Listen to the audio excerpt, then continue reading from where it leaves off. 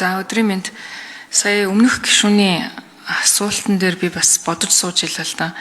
Хувийн орлогын албан дотор ер нь манай улс тийм өндөр биш ээ. Тийм учраас ер нь энийг багасгаад авах хэрэггүй гэдэг юм ярьж байна. Тэгвэл нөгөө талдаа манай улсын авилгал ямар байгаа вэ? Тэр хувийн орлогын албан дотроос бүрдүүлсэн төсвөө манай улс яаж зарцуулдаг вэ? Нөгөө 182 улсаас манай улсын авилгалчин ер нь бол бид нэг 124-т жагсаад байгаа. Жил болгон 10-аар хойшлоод байгаа. Үнэхээр төлсөн татвараар нь нэр хүмүүсийн бидний дундаа хэрэгжилж байгаа нийтийн тээвэр, за тэгээд эрчим хүч ингээд боловсрол гэх мэт ингээд нийтэн дундаа асуудлуудаа шийдэрээ гэд татврыг хурааж авчаад тэр асуудлууд нь өнөөдөр гамшигын хэмжээнд хүртээмжтэй биш. Бүр ингээд эрүүл аюулгүй орчинд амьдрах ямар ч боломж байдлын бололцоог нь бид нар бүрдүүлээгүй бэжиж нөгөө хүмүүсээс олон улсын жишгт байдаг татвараа та нар төлөх ёстой маа гээд байгаа учраас иргэд маань энэчээ цөхрөөд байгаамаа. Яагаад үнэхээр бидраас авсан татвараараа тэр улс нь өөрийнхөө хийх ёстой төрийн хийх ёстой ажлуудаа хийж чаддаг байсан бол энд иргэд гомдлоод энд иргэд бухимдаад байхгүй. Гэтэл тэр үүрэгт ажлуудаа бид нар өнөөдөр хийж чадахгүй бэжиж буцаагаад үгүй бид нар олон улсын жишгээр татвараа авна гэдэг байгаа чинь шудраг бус байдал үүсгээд байгаа.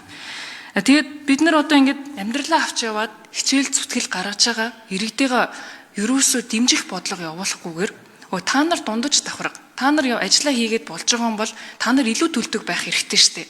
Илүү болцоогүй хүмүүс хөдлөгөө бид нар чиглэх ёстой гэд өнгөрсөн 30 жилийн бодлогоо хэрэгжүүлсэн. Ингээд яваад байсан чинь үр дүн дагаварт нь яаж юм гэхээр яг эд ажиллах насны залуу гэрүүлүүд, залуучууд маань за Монгол улстай амьдрах болцоо алгаа хөдөлмөрийг үнэлэхгүй байгаа даа. Хичээл зүтгэл байхгүй маань. Би ер нь энэ улсад байх юм бол миний ирээдүй гэрэл гэгээтэй байхгүй байна гэд бүх насны энэ залуучууд бүгдээрээ Солонгос, Австрали гих мэт чөлөөт эдийн засагтай хөдөлмөрийг үнэлдэг тэр улсууд руу яваад байгаа. 10 жилээ төгсөж байгаа хүүхдүүд төр та бүхэн очиод асуугаад үзээрэй. Бүгдээрээ яаж гадагшаа явах вэ гэдэг бодол тавцсан байна. Бүр 10 жилээсээ шүү. Энэ өөрөө гамшигын хэмжээнд ирж байгаа. Бид бүхэн маань юуны төлөө Монгол улсаа сайн сайхан болгох гээд байгаа юм бэ гэхээр чинь ирээдүй болсон залуучуудын төлөө хийх гээд байгаа. Гэтэл энэ улсад чинь итгэл өрөөсөө үүрэхгүй байгаамаа. Тэгээд 1% болгочхоор л бид нар ерөөсөө ингээд төсөв маань татраад эндээс нэг 2 их найдын зөрүү гараад бид нар ингээд ямарч боломжгүй болчихно гэж яриад байгаа.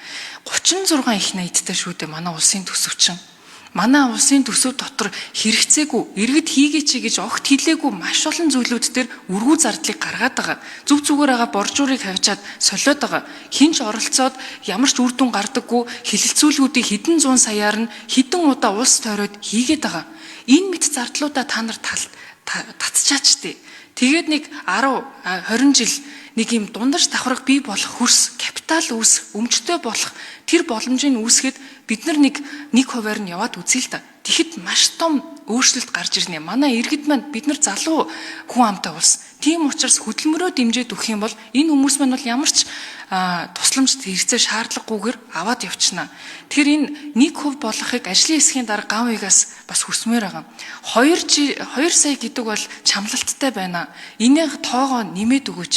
Яагаад гэвэл 2 сая гэдэг чинь бол нэг ажилд орж байгаа нэг 1-2 жил анхан хүйж байгаа л хүний авж байгаа татвар цалингийн хэмжээ байгаа. Тэгэхээр чинь бид нар яг дундаж давхрах буюу энэ хөдөлмөрийн насанд байгаа хүмүүсээ дэмжичмээр байна. Энэний босгыг нэммээр байна гэдэг. За, ажлын хэсгийн ахлагч Асуурын ган гишүүн хариулна. Тэгээ энэ хувийн орлогын албан татврыг 10% байсныг 15-20% шатлыг 22 оны төсөв дагуулж баталсан байд. Тэн дээр би маш их хэсэг үзсэн дийлээгүй л дээ. Ягаад тэгэхээр тэр дээшээ нэмгэж байгаа бол яг өнөөдрийн шиг доотлох тэр шатлыг оруулах хэрэгтэйсэн байхгүй. Нэг ясантай татвар тамрагдахгүй хэсэг нь тэд байх ёстой шүү. Тэрнээс тэгээ шинэ энэ шатлаар явах шиг гэдэг. Гол нөгөө санаа нь уг нь прогрессив татвар гэдэг нь за ингэ шаталтай байх болж гэхдээ нөгөө жижиг дунд болон дунд орлоготой, бага орлоготой иргэдэд хамгаалсан тэр шатлыг хийж өгөхөөс болоод өнөөдрийн энэ хүсэл байдал үүссэн. Та бол ялчгүй тэр зүг болж харсан байна. Гэхдээ яг бид нар бол ингээд алхам алхмаар явна. Тэгээд магадгүй энэ цөмөрөө энэ 2 сая батлаад хэрэгжүүлээд 1 жил 2 жил үзээд за шаардлагатай бол тэр үүдэн дахиад өргөн бариад ирнэ 3 сая болоод тийм үү. Тэгээ тэр үед бас эдийн засгийн ч хамтдаа өсөд явах хэрэгтэй. Эдийн засаг өсгөх хамгийн гол нь биднээс хуулиуд дээр хамт цөмөр ажиллах хэрэгтэй. Эдийн засаг өсгөх хууль гэхээр одоо өнөөдөр нь ярьж байгаа тэр ашигт малтмалын хууль байна те, бизнес эрх чөлөөний хууль байна. Эдрийгээ ингээд явуулж ийж нөгөөх нь ингээд нэг жоохон ам ороо тэгээд нэг эдийн засаг нь жоохон босоод үндийгээд ирэх үед нь ингээд саяны дараагийнх шиг одоо нэг шатлалын нэмэгч үү тийм үү те. Тэр ингээд хамтдаа би таныг явуулна гэж бодож байна. За энэ залуучууд гадагшаа гарч явж байгаа асуул үнэхээр сэтгэл санаа зовниж байгаа. Гэхдээ энэ бол бас нэг тийм муу зүйл бол биш. Бид нар бол одоо тэгтээ гадаадын хөрөнгө оруулалтыг татахгүйгээр цаашаа урагшлах ямар ч боломжгүй л болчиход байна шүү дээ. Тэгэхээр чинь иргэд маань, залуучууд маань гадагшаа явж нүд үзье, нүд тайлъя гэж боддог те. Энэ бол залуудаа бас гадагшаа явах уулыг сайн байдаг. Би өөрөө бас одоо оюутан байхдаа гадагшаа бас явж исэн. Жил одоо Солонгост одоо хар ажил хийж исэн. Туршлагатай гэх юм уу да те. Тэр энэ бол эргээд нөгөө залуу хүмүүст аюу сайн туршлага болдог. Юм сурдаг, ажил хийж сурдаг, те бие даад сурдаг. Гэх мэт нь сайн зүйлсүүд байна. Гэхдээ бол бид нар бас энэ чинь амьдрах боломжийг нэмэгдүүлж өстой. Өнөөдөр амьдралын чанар бол яалтчгүй сайн биш байгаа шүү дээ. Одоо тэр утаач байт юм уу, хөрсний бохирдол байт юм уу, төгжрөл байт юм уу. Авж байгаа цалингаас нь хамгийн татвар даваа явчихдаг. Нийгмийн даатгал шимтгэлгээ даваа явчихдаг. Тэгсэн эргээгээд тэтгэр тогтоож ингээд юу юунд ч хүрэхгүй шууд ядуурлын игнэнд ордог ийм манайх одоо өнөөдрийн тогтолцоо байгаад байна шүү дээ. Бид нар ингээ хамтдаа сүмөр ингээ өөрчлөлт явъя. Одоо засгийн газар ус нэвтрийн бодлогоо оруулж ирэх юм байна. За ингээд давтараа ямар ч гэсэн эхний нэг том алхам хийчлээ. За дараад нь тэтгэврийн тэр бодлого дээр нь дахиад нэг алхам хий. Тэгээ эдийн засгаа тэлээ. Энийг бүх цөмөр хамтаа л хийнэ гэсэн.